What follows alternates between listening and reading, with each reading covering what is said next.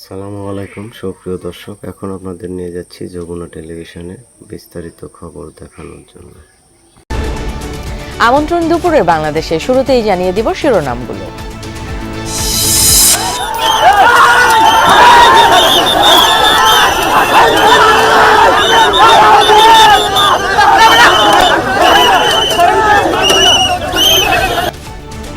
নতুন বাজার এলাকায় ইউনাইটেড ইউনিভার্সিটির শিক্ষার্থীদের অনির্দিষ্টকালের অবরোধের ঘোষণা, দাবি পূরণ না হলে কাল ঢাকা ব্লকেট। সকল ঘটনার পরিপ্রেক্ষিতে আমরা শিক্ষার্থীরা 5 দফা দাবি ঘোষণা করছি। যতক্ষণ পর্যন্ত মানুষ এসে কথা বলে আমাদের সমস্যার সমাধান না করবে, এই আন্দোলন চলমান থাকবে।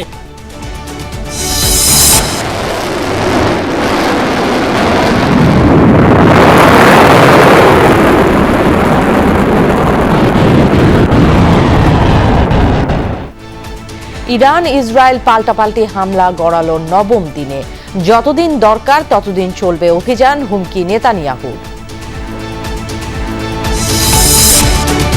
নিবন্ধনের জন্য আগামীকাল আবেদন জমা দিবে এনসিপি।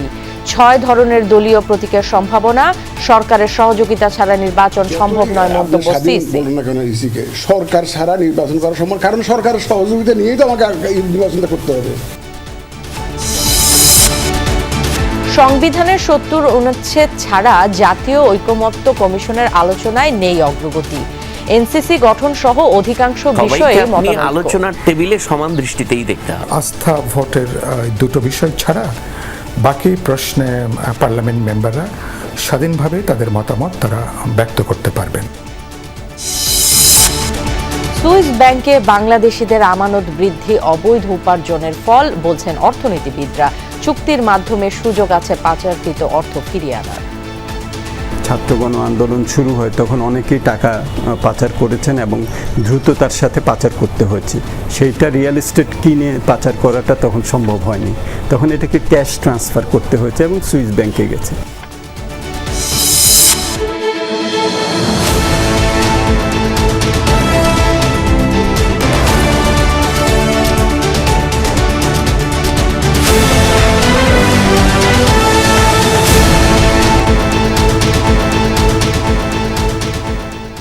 দেখে নিচ্ছিলেন শিরোনামগুলো। এছাড়াও দেশ বিদেশের আরো খবর নিয়ে দুপুরের বাংলাদেশে আপনাদের সাথে থাকছি আমি ফারহানা ন্যান্সি। বহিষ্কার আদেশ বাতিল সহ 5 দফা দাবিতে অনির্দিষ্টকালের জন্য রাজধানীর নতুন বাজার সড়ক অবরোধের ঘোষণা দিয়েছে ইউনাইটেড ইন্টারন্যাশনাল ইউনিভার্সিটির শিক্ষার্থীরা। দাবি পূরণ না হলে আগামীকাল থেকে ঢাকা ব্লকেটের হুঁশিয়ারি তাদের। সকাল 8:30 থেকে সড়কে অবস্থান নেয় শিক্ষার্থীরা। 11টা নাগাদ আন্দোলনকারীদের সরিয়ে দিতে লাঠিচার্জ করে পুলিশ। এ সময় মূল সড়ক থেকে কিছুক্ষণের জন্য সরে গেলেও পরে তারা অবস্থান নেয়। বেশ কয়েকজন কাফনের কাপড় জড়িয়ে রাস্তায় শুয়ে পড়েন। দাবি, বিশ্ববিদ্যালয়ের বহিষ্কৃত শিক্ষার্থীদের বহিষ্কারাদেশ নিঃশর্তভাবে প্রত্যাহার ও ক্ষতিপূরণ প্রদান। এছাড়া এই আদেশের সাথে জড়িত সকল ছাত্র, শিক্ষক, কর্মকর্তা, কর্মচারীদের তদন্তের মাধ্যমে শাস্তির আওতায় আনারও দাবি তাদের। শিক্ষার্থীরা প্রাইভেট ইউনিভার্সিটির জন্য একটি সংস্কার কমিশন গঠন করা সহ বিশ্ববিদ্যালয়ের উপরে আরোপিত 15% ভ্যাট বাতিলের দাবি জানিয়েছেন। এদিকে রাস্তা অবরোধ করায় সৃষ্টি হয় দীর্ঘ যানজটের। ভোগান্তিতে পড়েছেন জনসাধারণ। নতুন বাজার ব্লকেট আয়োজন করছি এবং সারা বাংলাদেশের প্রাইভেট ইউনিভার্সিটি সবাই রাস্তায় নেমে আসবে, সারা বাংলাদেশ যারা আছে, এবং এটা কর্মসূচি ঘোষণা করা হচ্ছে। প্রধান উপদেষ্টার দপ্তর এবং শিক্ষা মন্ত্রণালয় থেকে যতক্ষণ পর্যন্ত মানুষ এসে কথা বলে আমাদের সমস্যার সমাধান না করবে, এই আন্দোলন চলমান থাকবে। এখান থেকে অলরেডি আপনার জ্যাম খিলক্ষেত পর্যন্ত চলে গেছে। এটা ছাড়া এয়ারপোর্ট যাবে, মানুষ ভোগান্তির শিকার হবে। এটা তো একজনের জন্য, মানে কোটি কয়েক মানুষের জন্য এতগুলো মানুষের হয়রানি হচ্ছে। ব্লকেট না করে সরকারের সাথে আলোচনা করে যদি সমাধান করা হয় তাহলে মনে হয় এটা সবচেয়ে বেটার হয়। দর্শক, সহকর্মী হাসিবুল করিম বিজয় আছেন নতুন বাজার এলাকায়, যাচ্ছি তার কাছে। বিজয়, একটু জানতে চাই, ব্লকেটের ঘোষণা দিয়েছে, অনির্দিষ্টকালের জন্য অবরোধ বলেছে, এর পরবর্তী অবস্থা আসলে কি? জনসাধারণের ভোগান্তির কথাও একটু জানতে চাই।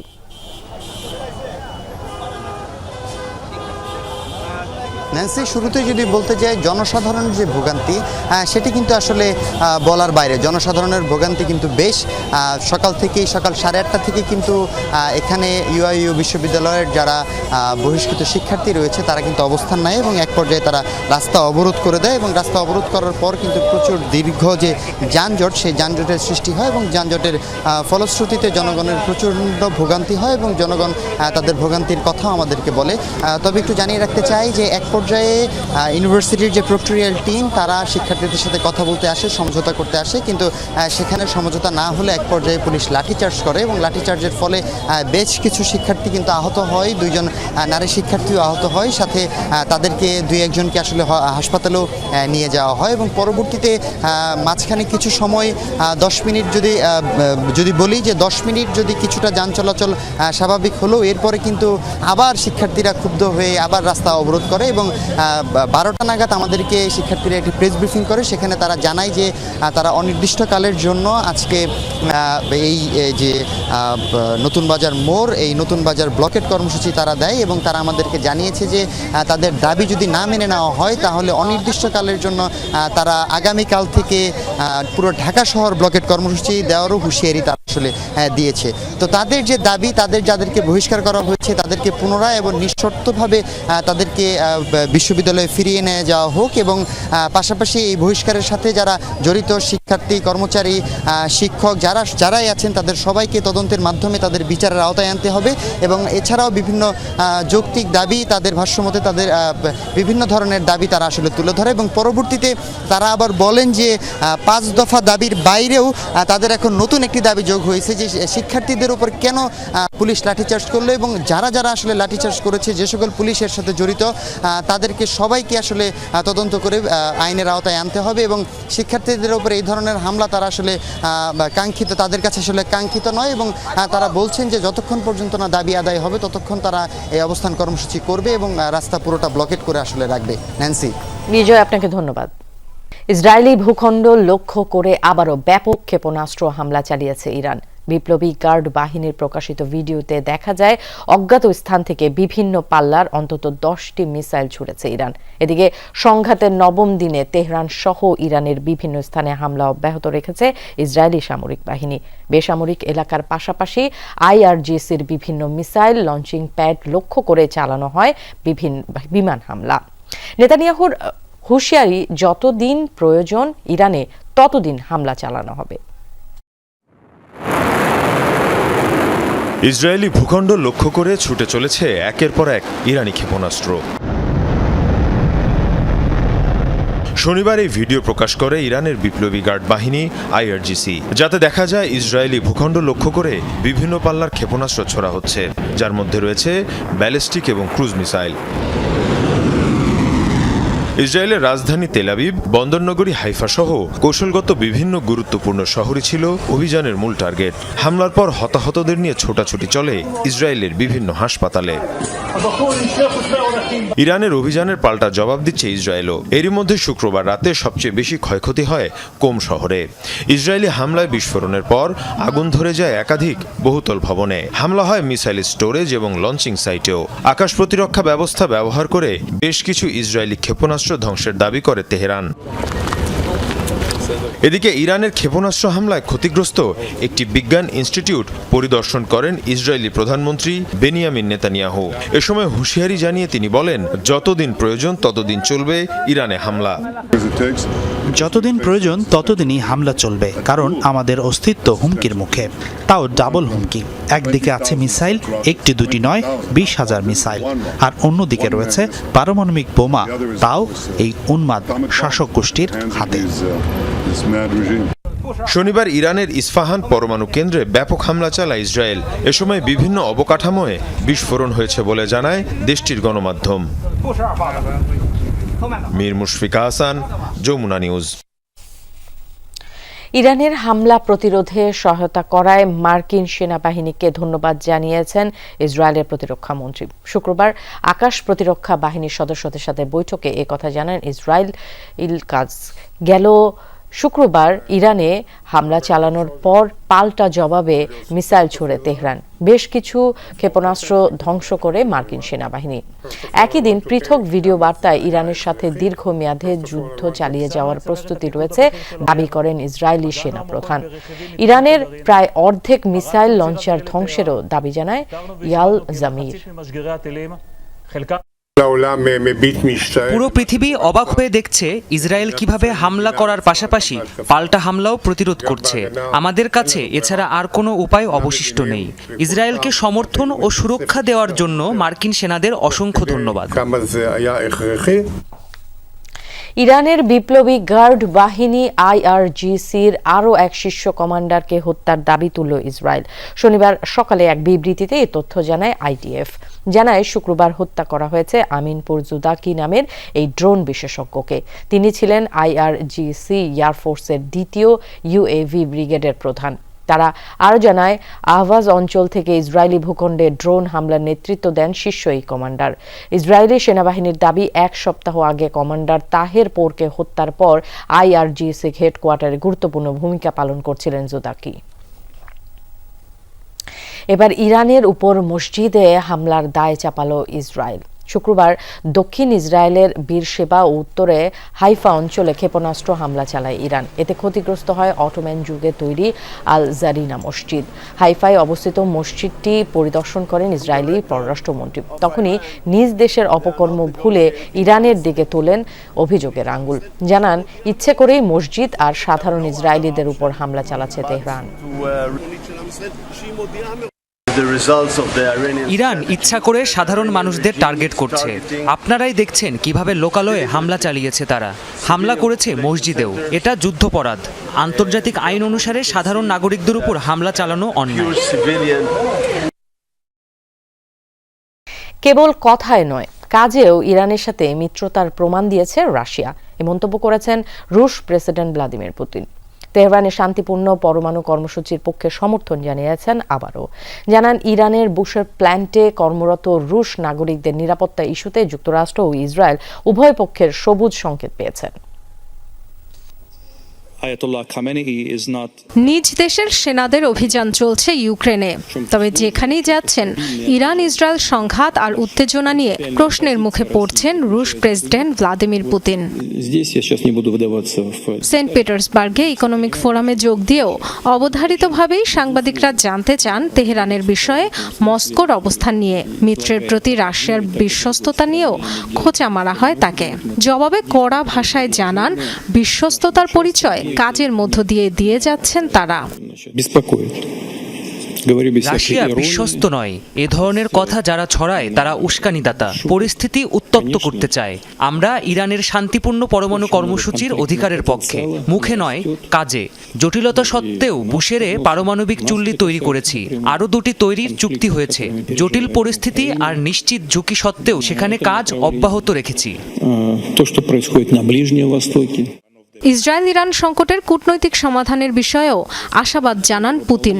সরাসরি মধ্যস্থতার কথা না বললেও জানান, তেল আবিব, তেহরান ও ওয়াশিংটনের সাথে যোগাযোগ রাখছেন নিয়মিত এবং যুদ্ধবন্ধে মস্কোর পরিকল্পনা নিয়েও কথাবার্তা চলছে তাদের সাথে।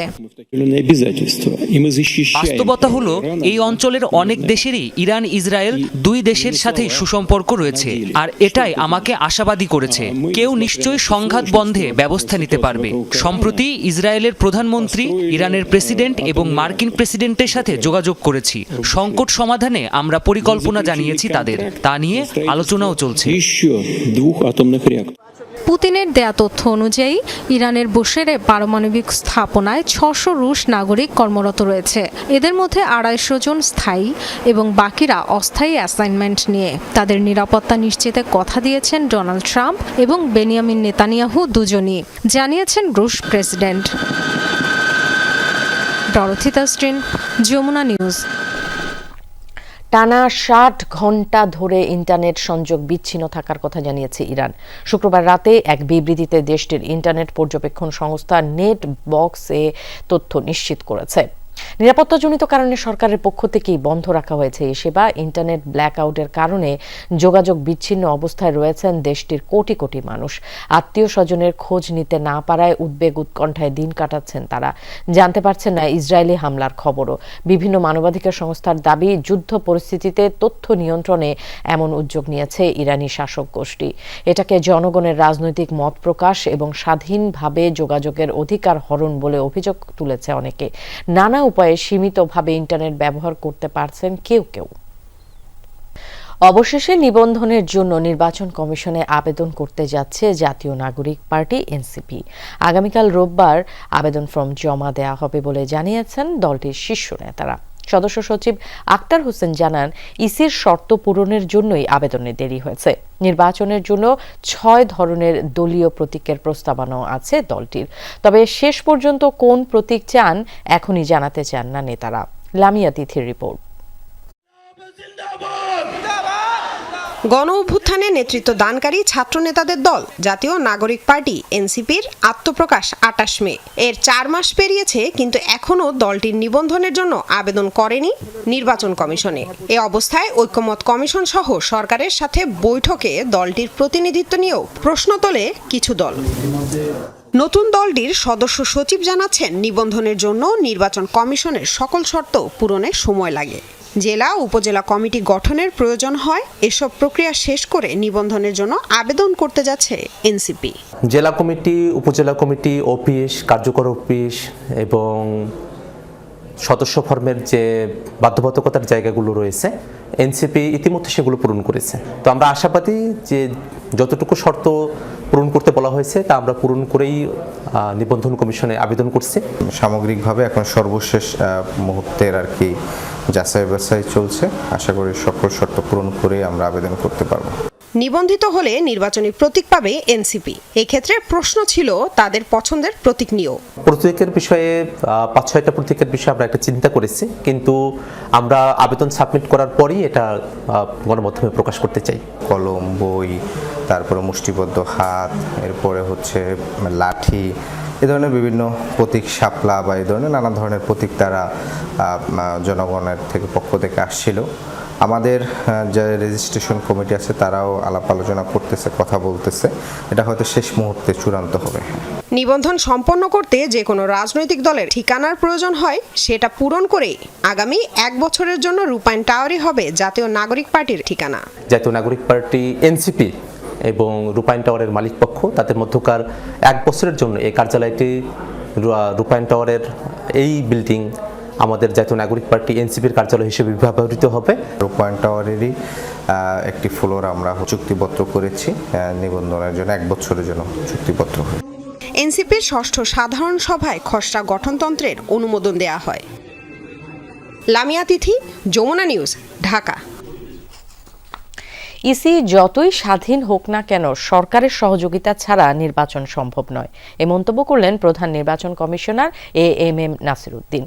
সকালে নির্বাচনী প্রশিক্ষণ ইনস্টিটিউটে নির্বাচনী আইন ও বিধি সংক্রান্ত প্রশিক্ষণের উদ্বোধন করেন তিনি। অনুষ্ঠান শেষে সাংবাদিকদের প্রশ্নের জবাবে তিনি কথা বলেন। সিইসি জানান, সরকারের সাথে যোগাযোগ রাখছে কমিশন। নির্বাচন করতে হলে সরকারের মুখ্য ভূমিকা প্রয়োজন। নির্বাচনের কাজ এগিয়ে নেয়ার জন্য কমিশনেরও কর্মপরিকল্পনা আছে। প্রয়োজনে সেই কর্মপরিকল্পনা পরিবর্তন আনা হবে বলে জানান তিনি।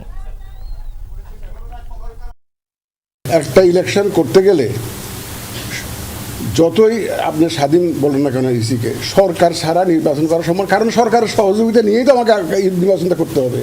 আমাকে আইনশৃঙ্খলা বাহিনীর সাহায্য নিতে হবে, সরকারি অফিসারদের সাহায্য নিতে হবে, প্রশাসনের সহযোগিতা নিতে হবে। সুতরাং সরকার এখানে মুখ্য একটা ভূমিকা রাখবে তো ইলেকশনের মধ্যে। এটা ছাড়া তো সম্ভব না।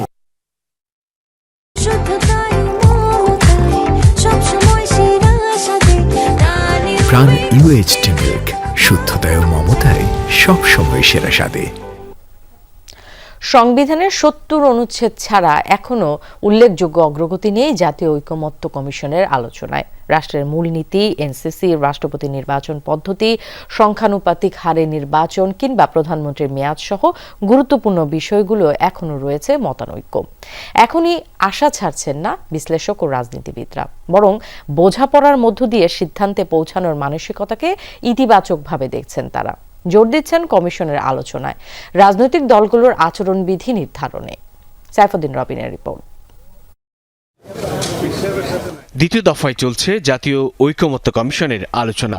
সংস্কার কমিশনের অনেকগুলো সুপারিশে জামায়াত ইসলামী ও এনসিপির অবস্থান অভিন্ন থাকলেও বিএনপির আছে মতভিন্নতা। অন্যান্য দলগুলো নিজস্ব মতামত উপস্থাপন করছে। টানা 3 দিনের আলোচনায় কেবল 70 অনুচ্ছেদে ঐকমত্যে পৌঁছেছে সবগুলো দল। মামলা ইস্যু চলমান আলোচনার মধ্যে আর কোনো বিষয়ে সিদ্ধান্তে না পৌঁছাতে পারলেও রাজনীতি বিশ্লেষক ও দলগুলো এই অগ্রগতিকেই ইতিবাচকভাবে দেখছেন। যদি 70 অনুচ্ছেদ নিয়ে যা বলা হয়েছে এটুকু যদি হয়ে থাকে তাহলে তো আমি মনে করি যে না, ভালোই হয়েছে। বাংলাদেশের রাজনীতিতে তো এগুলো হয় না, আর বাকিগুলো হয়নি। হওয়াটা এত সহজ না, এটা তো সময় সাপেক্ষ ব্যাপার, আলাপ আলোচনার ব্যাপার। অর্থ বিল এবং আস্থা ভোটের দুটো বিষয় ছাড়া বাকি প্রশ্নে পার্লামেন্ট মেম্বাররা স্বাধীনভাবে তাদের মতামত তারা ব্যক্ত করতে পারবেন। দলের নির্বাচনী ইশতেহারে আরও দুটো জিনিস কেউ কেউ যুক্ত করতে চান। একটা হচ্ছে সংবিধান সংশোধন এবং জাতীয় নিরাপত্তার ইস্যু। চূড়ান্ত সিদ্ধান্ত না হলেও অনেকগুলো বিষয়ে ঐকমত্যের কাছাকাছি অবস্থানে। নেতারা জানান উচ্চকক্ষের বিষয়ে অধিকাংশ দলই একমত হয়েছে, কিন্তু সংখ্যানুপাতিক হারে তা নির্ধারণ হবে কিনা তা নিয়ে আলোচনা চলছে। এনসিসি নিয়ে বিএনপির রয়েছে বিরোধী অবস্থান। যারা একমত হয়েছে তাদের মধ্যেও বিতর্ক আছে সাংবিধানিক কাউন্সিলের ক্ষমতা ও ব্যাপ্তি নিয়ে। রাষ্ট্রপতি এবং প্রধান বিচারপতিকে এনসিসির মধ্যে যুক্ত না রাখা, যাতে এই দুটো প্রতিষ্ঠান অপ্রয়োজনীয়ভাবে বিতর্কিত না হয়। সশস্ত্র বাহিনীর প্রধান নিয়োগের ক্ষেত্রে এবং অ্যাটর্নি জেনারেলেরও নিয়োগের ক্ষেত্রে রাষ্ট্রপতি নির্বাচন ইলেকট্রাল কলেজকে আর একটু সম্প্রসারিত করা যায় কিনা। কমিশনের দ্বিতীয় দফার প্রথম বৈঠক বয়কট করেছিল জামায়াত ইসলামী। দ্বিতীয় দিনে জামাত নেতাদের অপ্রাসঙ্গিক আলোচনা ও দীর্ঘ সময় নেওয়া নিয়ে ক্ষোভ প্রকাশ করে ওয়াকআউট করে সিপিবি বাসদ। বাদানুবাদ হয়েছে এনসিপি ও 12 দলীয় জোটের নেতাদের মধ্যে। ঐকমত্য কমিশনের আলোচনায় এমন অস্বস্তি তেমন প্রভাব ফেলবে না বলেই মনে করেন সংশ্লিষ্টরা। যারা ঐকমত্য কমিশনের দায়িত্বশীল আছেন তাদের একটা কোড অফ কন্ডাক্ট ঠিক করে নিতে হবে আর কি, তাই না? তাদেরকে বুঝতে হবে যে সংখ্যায় হয়তো দলে দলে পার্থক্য আছে, কিন্তু সবাইকে আপনি আলোচনার টেবিলে সমান দৃষ্টিতেই দেখতে হবে। ঐকমত্য কমিশনের বিরুদ্ধে একটা অভিযোগ এসছে, তারা এজেন্ডার বাইরে যে কাউকে এরকম পলিটিক্যাল স্টেটমেন্ট দেবার যেটা বিষয়ের সাথে সম্পর্কিত না, এই সুযোগ ঐকমত্য কমিশন দিচ্ছে কেন? ইত্যাকার কিছু কিছু প্রশ্ন আছে, তবে এই টানাপোড়েন পুরো ঐকমত্য কমিশনের কাজকে ভণ্ডুল করে দেবে এটা আমি মনে করছি না। যেসব বিষয়ে কমিশনের সুপারিশের সঙ্গে রাজনৈতিক দলগুলোর ঐকমত্য হবে না তা পরবর্তী সরকারের হাতে ছেড়ে দেওয়ার আহ্বান জানান রাজনৈতিক দল ও বিশ্লেষকরা। পরবর্তী যে সরকার ক্ষমতায় আসবে আপনি তাদের ঘাড়ে চাপিয়ে দেন। সাইফুদ্দিন রবিন, যমুনা নিউজ, ঢাকা। সামরিক ও নৌ নিরাপত্তা নিশ্চিতের পাশাপাশি সমুদ্র বন্দরের উন্নয়ন এবং উপকূলীয় দুর্যোগ ব্যবস্থাপনায় আরও সক্রিয় ভূমিকা পালন করবে হাইড্রোগ্রাফি বিভাগ। সকালে বিশ্ব হাইড্রোগ্রাফি দিবস উপলক্ষে নৌবাহিনী ব্যবস্থাপনায় আয়োজিত হয় এক সেমিনার। সেই অনুষ্ঠানে এসব কথা বলেন নৌ পরিবহন উপদেষ্টা অবসরপ্রাপ্ত ব্রিগেডিয়ার জেনারেল সাখাওয়াত হোসেন। বলেন সমুদ্র সম্পদকে আরও কার্যকরভাবে ব্যবহারে হালনাগাদ এবং নির্ভুল হাইড্রোগ্রাফিক তথ্যের কোনো বিকল্প নেই। সেমিনারে সমুদ্র ব্যবস্থাপনা এবং ব্লু ইকোনমির নিমিত্তে পরিকল্পনা প্রণয়ন সহ নানা বিষয়ে প্রবন্ধ উপস্থাপন করা হয়। And then, thank you very much. We should realize, the nation should realize that hydrography is a very, very important issue. With that, of course, the growth of our defense, the growth of our protection of our EEZ, all is involved. ফেনীতে উজানের ঢলে মুহুরী নদীর বাঁধ ভেঙে প্লাবিত এলাকাগুলো থেকে পানি নেমে গেছে, বেরিয়ে এসেছে ক্ষয়ক্ষতির চিত্র। বাড়িঘরে ফিরছেন ফুলগাজীর দুর্গত এলাকার মানুষ। ক্ষতি হয়েছে অনেকের বসত ভিটার, সেগুলো মেরামত করে বসবাসের উপযোগী করা হচ্ছে। এছাড়া উত্তর বড়ইয়ায় ভেঙে যাওয়া বাঁধ মেরামতের কাজ চলছে, ফেলা হচ্ছে বালু ভর্তি বস্তা। বৃহস্পতিবার উজানের ঢলে বাঁধ ভেঙে পানি ঢোকে লোকালয়ে, এতে বেশ কিছু এলাকার নিম্নাঞ্চল প্লাবিত হয়।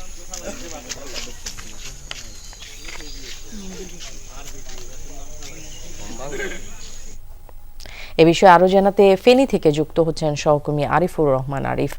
আরিফ, দুর্গত এলাকায় ক্ষয়ক্ষতির কি অবস্থা আপনি দেখছেন একটু জানাবেন, আর বাঁধ মেরামতের বিষয়ে কি বলছে পানি উন্নয়ন বোর্ড? ন্যান্সি, ভারতের উজান থেকে নেমে আসা পাহাড়ি ঢলের পানি নামলেও এখানকার মধ্যে থেকে এখনো আতঙ্ক কাটেনি। আমি আছি ফুলগাজীর উত্তর বড়ইয়া সরকারি প্রাথমিক বিদ্যালয়ের সামনের যে সড়কটি, এই সড়কে গতকাল ছিল কোথাও হাঁটু সমান পানি, আবার কোথাও ছিল কোমর সমান পানি। সে পানি নামলেও এখানকার মানুষের মধ্যে থেকে আতঙ্ক কাটছে না, কারণ আজ রাত কিংবা কাল সকালে যে আবার যে পানি উঠবে না সে নিশ্চয়তা নেই। কারণ হচ্ছে ভারতের উজানে যখনই বৃষ্টি হয় তখনই আবার এখানে পানি ওঠে। এটি এভাবে ভাঙ্গা গড়ার খেলা চলছে গত 40 বছর ধরে। এখানকার যারা প্রবীণ যারা বাসিন্দা তারা বলছে হচ্ছে প্রতিবারে বাঁধ ভাঙে, প্রতিবারে হচ্ছে সে বাঁধ সংস্কার হয়, কিন্তু তাদের কাজের কাজ কিছু হয় না। এখানকার তাদের ঘরবাড়ি, ফসলি জমি, মাছের ঘেরের সবচেয়ে বেশি ক্ষয়ক্ষতি এবারও সেটি হয়েছে। এখানকার এই এলাকার এই মুহূর্তে যেটি সবচেয়ে বেশি ক্ষতি হয়েছে সেটি হচ্ছে তাদের ঘরে পানি ঢুকে গেছে, রান্না বান্না এই মুহূর্তে অনেক ঘরে বন্ধ হয়ে গেছে, এবং কি যাদের মাছের ঘের আছে সে সকল মাছের ঘের থেকে মাছ ভাসিয়ে নিয়ে গেছে। এইভাবে চলছে বিগত কয়েক বছর ধরে। আমরা সর্বশেষ পানি উন্নয়ন বোর্ডের কাছে থেকে পাওয়া তথ্য মতে যেটি জেনেছি, গত 9 বছরে 173টি স্থানে বাঁধ ভেঙেছে। এখানে কোটি কোটি টাকা বরাদ্দ দিয়েছে। সর্বশেষ গত 2024 সালে 20 কোটি টাকা বরাদ্দ দিয়েছে। ঠিক এবারও বাঁধ ভেঙেছে। বাঁধ ভাঙ্গায় এভাবে চলছে এখানকার মানুষদের যারা বসবাস করছে তাদের ভাগ্য। এখন যেখানে বাঁধ ভেঙেছে উত্তর বড়ইয়ার যে এলাকা, সেখানে হচ্ছে এখন বাঁধ সংস্কারের কাজ চলছে। সেখানে চারপাশে ফেলা হচ্ছে। আজ সন্ধ্যা নাগাদ হয়তোবা সেখানে হাঁটা চলার উপযোগী করতে পারবে বলে তারা জানিয়েছেন। এখানকার বাসিন্দারা এখন যেটি বলছে যে এবার নতুন করে যে প্রজেক্টটি নেওয়া হয়েছে 7,340 কোটি টাকার, সে 7,340 কোটি টাকার যে প্রকল্পটি, এটি যদি যথাযথভাবে যদি কাজটি যদি করা হয় তাহলে তাদের এই যে ভাঙ্গা গড়ার খেলা থেকে তারা রক্ষা পাবে। ন্যান্সি। আরিফ, আপনাকে ধন্যবাদ।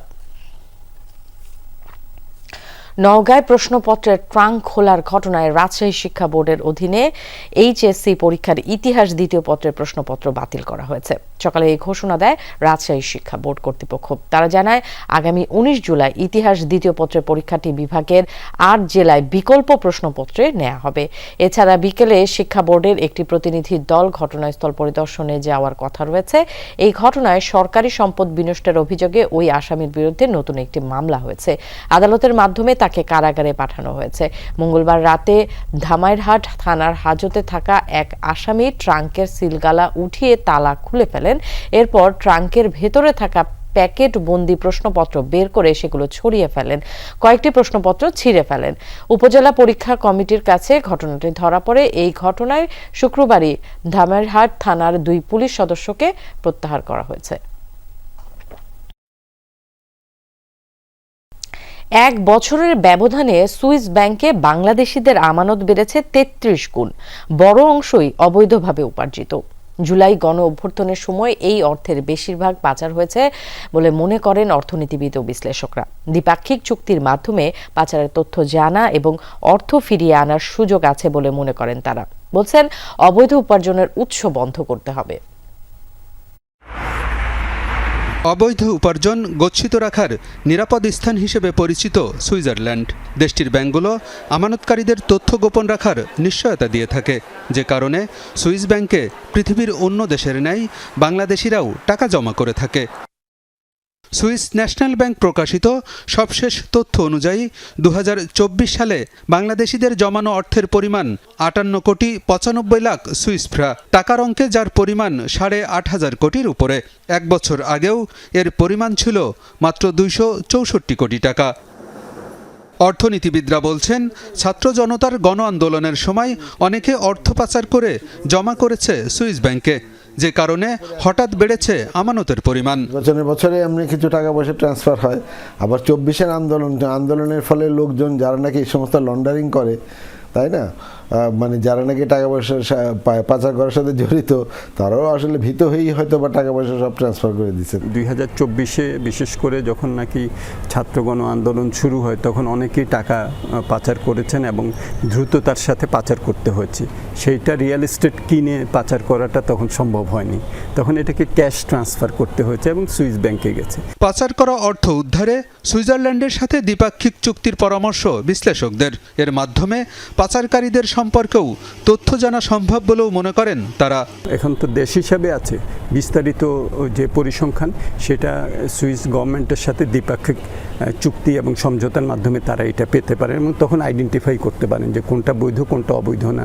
আর একটা বড় অংশই অবৈধ অর্থ পাচারের সাথে জড়িত, আমাদেরকে সে ধরনের পদক্ষেপে যেতে হবে। তাদের সাথে যদি আমাদের চুক্তি থাকে যে ব্যাংকিং ইনফরমেশনগুলো ওরা ডিসক্লোজ করবে, তাই না, তাহলে তো এটা শুধু সরকার খালি ইনফরমেশনগুলো পাবে তা না, এগুলোকে বৈধ পথে গেল না অবৈধ পথে গেল সেটাও বের করতে পারে। দুর্নীতি, ব্যাংক লুটপাট এবং অবৈধভাবে উপার্জিত অর্থ ছাড়াও আমদানি রপ্তানি বাণিজ্যের আড়ালেও অর্থ পাচার হয়ে থাকে। তাই পাচার ঠেকাতে এসব উৎস বন্ধে মনোযোগ দেওয়ার পরামর্শ বিশ্লেষকদের। এই উৎসকে আমাদের বন্ধ করতে হবে। সুতরাং সুশাসন, জবাবদিহিতা, স্পষ্টতা যদি আমরা একটা প্রাতিষ্ঠানিক রূপ দিতে পারি, যেটা এখন আমরা চেষ্টা করছি, তাহলে এটা বন্ধ হবে। কিন্তু পুরনো যেটা নেওয়া হয়েছে সেটাও আনার ব্যবস্থা করতে হবে। অর্থ পাচার কমিয়ে আনতে নিয়ন্ত্রক সংস্থার মধ্যেও সমন্বয় থাকা জরুরি বলেও মনে করেন অর্থনীতিবিদ এবং বিশ্লেষকরা। ইনফরমেশনগুলো আদান প্রদানের সুযোগ আছে। আলমগীর হোসেন। অ্যাস্টন ভিলা ছেড়ে ম্যানচেস্টার ইউনাইটেডে যোগ দিতে যাচ্ছেন আর্জেন্টাইন গোলরক্ষক এমিলিয়ানো মার্টিনেজ। সবকিছু ঠিক থাকলে এই বিশ্বকাপ জয়ীকে পেতে 40 মিলিয়ন পাউন্ড ট্রান্সফার ফি দিতে হবে রেড ডেভিলদের। আরও বড় চ্যালেঞ্জের জন্য অ্যাস্টন ভিলা ছাড়তে চান মার্টিনেজ। আর ম্যানচেস্টার ইউনাইটেডও আছে নতুন গোলরক্ষকের খোঁজে। 2-2 4 মিলতে যাচ্ছে। মার্টিনেজও নতুন ক্লাব হিসেবে বেছে নিতে চান রেড ডেভিলদের। আর ম্যান ইউ কোচ রুবেন আমোরিমও নাকি সম্মতি দিয়েছেন এমিকে দলে নিতে। গোলপোস্টের নিচে এই গোলরক্ষকের দক্ষতার পাশাপাশি দলকে নিয়ে মার্টিনেজের লড়াই করার মানসিকতা মুগ্ধ করেছে অ্যামোরিমকেও। ইউরোপের আরও একাধিক ক্লাব মার্টিনেজকে পেতে চাইলেও এই আর্জেন্টাইনের প্রথম পছন্দ ম্যান ইউ। আনুষ্ঠানিকভাবে জার্মান প্লে মেকার ফ্লোরিয়ান ভিরোসকে দলে নিল লিভারপুল। 22 বছর বয়সী এই জার্মানকে পেতে বায়ার লেভারকুসেনকে 100 মিলিয়ন পাউন্ড দিয়েছে অলরেডরা। তবে বোনাস সহ সর্বমোট 116 মিলিয়ন পাউন্ড খরচ হতে পারে লিভারপুলের, যা ইংলিশ ফুটবল ট্রান্সফারের নতুন রেকর্ড। গত 2 মৌসুম থেকেই দারুণ পারফর্ম করছিলেন ভিরোস। গেল মৌসুমে আক্রমণাত্মক এই মিডফিল্ডার করেছেন 16 গোল, করেছে 15টি। 5 বছরের চুক্তিতে লিভারপুলে যোগ দিলেন এই জার্মান। তরুণ এই মিডফিল্ডার জার্মানির হয়ে খেলেছেন 31 ম্যাচ। লিভারপুলের পাশাপাশি ভিরোসকে পেতে মরিয়া ম্যান সিটি ও বায়ার্ন মিউনিকও। দুপুরের বাংলাদেশের প্রথম ঘন্টা থেকে বিদায় নিচ্ছি আমি। পরের ঘন্টার খবর নিয়ে ফিরবেন সহকর্মী ছোয়া খন্দকার। আমাদের সাথেই থাকুন।